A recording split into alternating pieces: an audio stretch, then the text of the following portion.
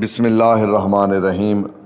میں ہوں عنایت اللہ کاشف ایڈوکیٹ اور آپ دیکھ رہے ہیں لیگل انفارمیشن میں خوش آمدید۔ گزشتہ ویڈیو میں ہم نے ڈسیزن آن کمپلینٹ پڑھا تھا کہ شکایت پر فیصلہ کیسے ہوگا، کتنے دنوں میں ہوگا، فیصلہ کون کرے گا، فیصلے کی کاپی کہاں کہاں بھیجی جائے گی، مفت ملے گی، پیسے کے ساتھ ملے گی، اور چھپنے کے لیے فیصلہ اگر امپورٹنٹ ڈسیزن ہوگا تو وہ کہاں جائے گا۔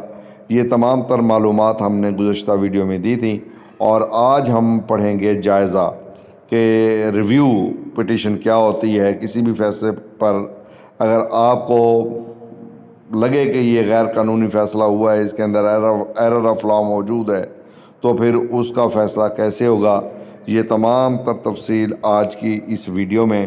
اور ریویو کو اردو میں ہم نظر ثانی بھی کہتے ہیں، اور یہ کوئی بھی عدالت اپنے فیصلہ پر ریویو کر سکتی ہے، ایرر آف لا کو دیکھ سکتی ہے۔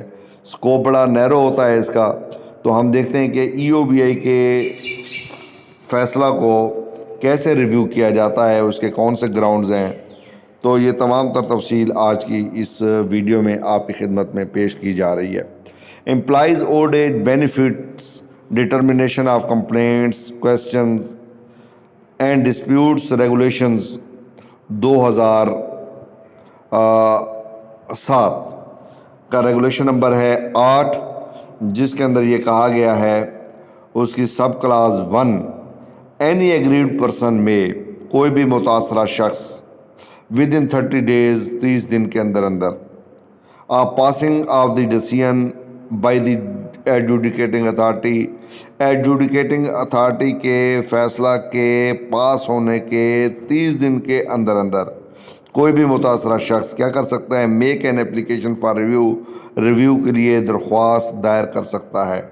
Under section 34 of the act, یعنی employees old age benefits act 1976 کی سیکشن 34 کے تحت یہ درخواست دائر کی جاتی ہے۔ اس پر میں نے علیحدہ ویڈیو بنا دی ہے، اس کا آئیکن میں لنک بھی میں دے رہا ہوں، وہ آپ اس کو دیکھ سکتے ہیں۔ بیسڈ آن نیو فیکٹس، یہ جو درخواست ہوگی یہ نئے فیکٹس کی بنیاد پہ دی جا سکتی ہے۔ ٹو دا سیم اتھارٹی، اسی اتھارٹی کو جس نے یہ فیصلہ کیا ہے۔ اب یہ درخواست کس شکل میں ہوگی، یہ ان فارم PI-08، یہ ایک فارم ہے PI-08، اس پر میں الگ سے ویڈیو بنا رہا ہوں، اس کا بھی آئیکن میں لنک دے دوں گا، وہ بھی آپ دیکھ سکتے ہیں کہ درخواست لکھنی کیسے ہے، اس کا طریقہ کار کیا ہے، تمام قانون کے اندر موجود ہے، وہ بھی میں آپ کو الگ سے ویڈیو بنا کے اس کا میں جو ہے آئیکن میں آپ کو دے رہا ہوں۔ اب اس کا جو 8 کا 2 ہے، وہ کہتا ہے دی ایڈجوڈیکیٹنگ اتھارٹی میں، ایڈجوڈیکیٹنگ اتھارٹی میں at its own or on the application made it to under sub regulation 1 modify or reverse the decision۔ اب ایڈجوڈیکیٹنگ اتھارٹی خود اپنے آپ پہ، یعنی on its own، اپنی ذمہ داری پہ یوں کہہ لیں، on an application، یا اس کو جو اپلیکیشن دی گئی ہے اس کے تحت، وہ جو اپلیکیشن ابھی ہم نے سب ریگولیشن 1 پڑھا ہے اس کے تحت جو اپلیکیشن دی گئی ہے، اب ایڈجوڈیکیٹنگ اتھارٹی میں کو اب موڈیفائی پہ آ جائیں گے کہ وہ موڈیفائی کر سکتی ہے، یعنی ترمیم کر سکتی ہے، اور ریورس دی ڈیسیژن، یا فیصلے کو واپس لے سکتی ہے۔ یعنی اب یوں سمجھ لیجئے کہ متاثرہ شخص 30 دن کے اندر ایڈجوڈیکیٹنگ اتھارٹی کے ڈیسیژن کے بعد اپلیکیشن ریویو کے لیے دے سکتا ہے۔ یہ سیکشن 34 کے تحت دی جائے گی، اس میں نئے فیکٹ سامنے آئیں گے، اسی اتھارٹی کو دی جائے گی، اور فارم PI-08 کی صورت میں دی جائے گی۔ اب ایڈجوڈیکیٹنگ اتھارٹی اپنے آپ کی وجہ سے، یعنی خود اس کو پتہ چلا کہ جناب یہ ڈیسیژن غلط ہو گیا ہے، یا پھر اپلیکیشن ریویو کی جو دی گئی ہے سب ریگولیشن 1 کے تحت، اس کے تحت وہ فیصلے کو موڈیفائی کر سکتی ہے، ترمیم کر سکتی ہے، اور حکم کو واپس لے سکتی ہے۔ اب اس کا سب ریگولیشن نمبر 3 ہے، اس کو دیکھتے ہیں وہ کیا کہتا ہے۔ نو ریویو انڈر سب ریگولیشن 1 اور 2، اگر کوئی ریویو نہیں ہوتا سب ریگولیشن 1 کے تحت اور 2 کے تحت، shall be made without giving the opportunity of being heard and adducing evidence in support of or against the decision, as the case may be, to all parties to the complaint. اب وہ کہتے ہیں کوئی جائزہ نہیں لیا جائے گا, کوئی ریویو نہیں کیا جائے گا, کوئی نظر ثانی نہیں ہوگی, چاہے ریگولیشن سب ریگولیشن 1 کے تحت اور 2 کے تحت. Without giving the opportunity of being heard, ان کو سماعت کیے بغیر, یعنی فری کین کو سماعت کیے بغیر کوئی ریویو نہیں. ایسے نہیں ہے اپلیکیشن آئی ہے اور انہوں نے ٹھوک دیا ہے, نہیں. چاہے وہ آپ کریں یا آپ کی درخواست پہ کریں تو ایڈجوکیٹنگ اتھارٹی کیا کرے گی, پہلے ریویو کرے گی اس وقت جب دونوں فری کین کو پارٹیز کو سماعت کرے گی. Without giving the opportunity of being heard, ان کو سماعت کیے بغیر, سماعت کا موقع دیے بغیر فیصلے کو ریویو نہیں کیا جائے گا. سماعت کا موقع دینا ضروری ہے, ان کو سننے کے لیے ان کو موقع ضرور دیا جائے گا.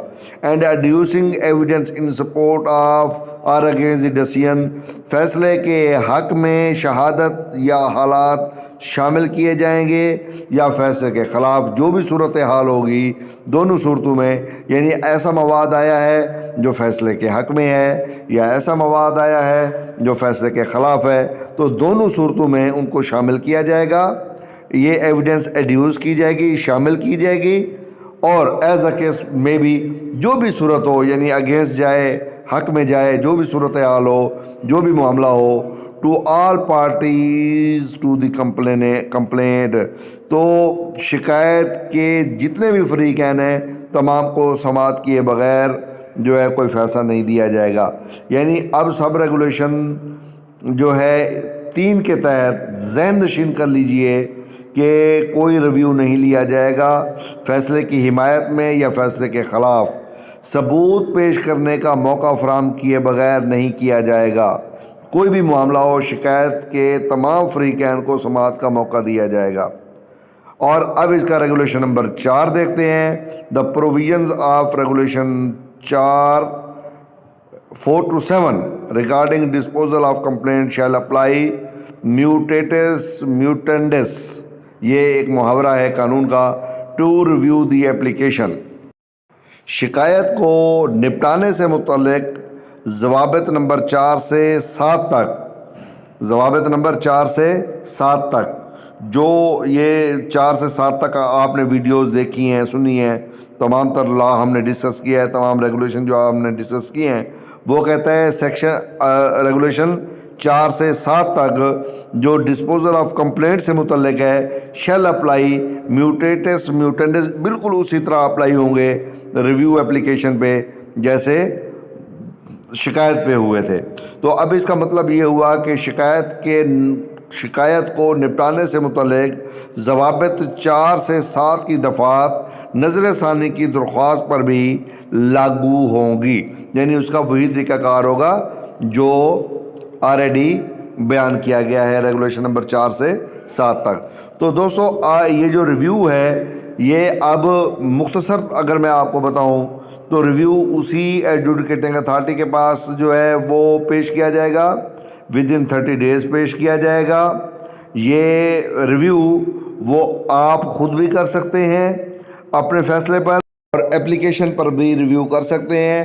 فیصلے کو برقرار بھی رکھ سکتے ہیں, فیصلے کو ریورس بھی کر سکتے ہیں, اور سماعت کا موقع تمام فریقین کو دیا جائے گا. اور 4 سے 7 کے ریگولیشن جو ہے وہ مکمل طور پر ریویو پر اسی طرح اپلائی ہوں گے جیسے شکایت پر اپلائی کیے گئے تھے.